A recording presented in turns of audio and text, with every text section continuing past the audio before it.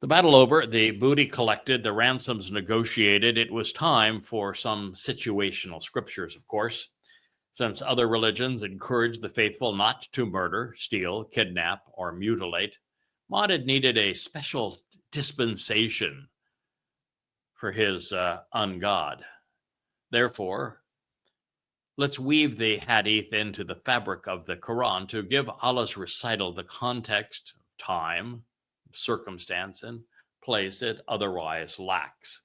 Tabari, Volume 7, page 80. When the events of Badr were over, Allah revealed the 8th surah, the spoils of war, in its entirety. The two armies met. By the way, there were no armies, just merchants and militants.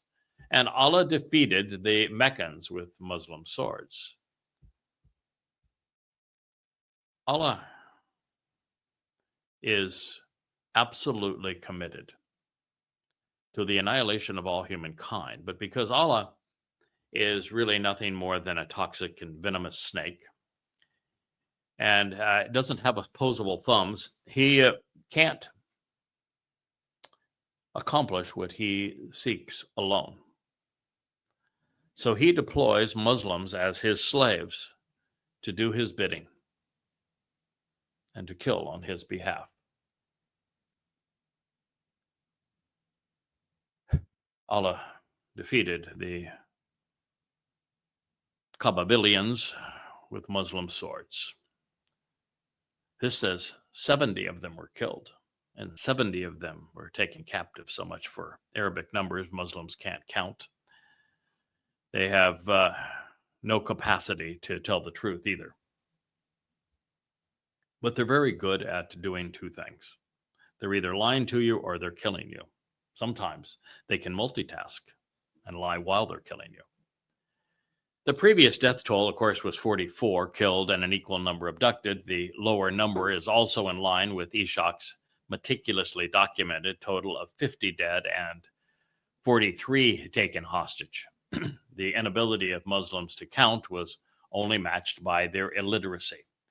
So, what should be troubling here is the failure of these Muslims to remember how many people were involved, how many they had killed, how many they had abducted, when it's these exact same people that are solely responsible for the Quran and passing it on orally because there was no written Arabic at the time.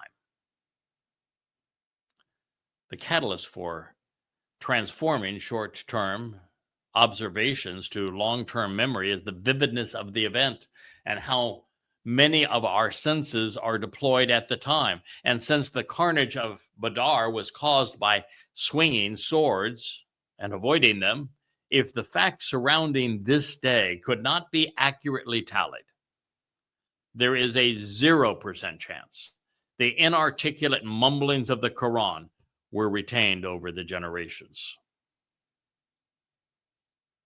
Process that in your brain, please. Nothing was sacred.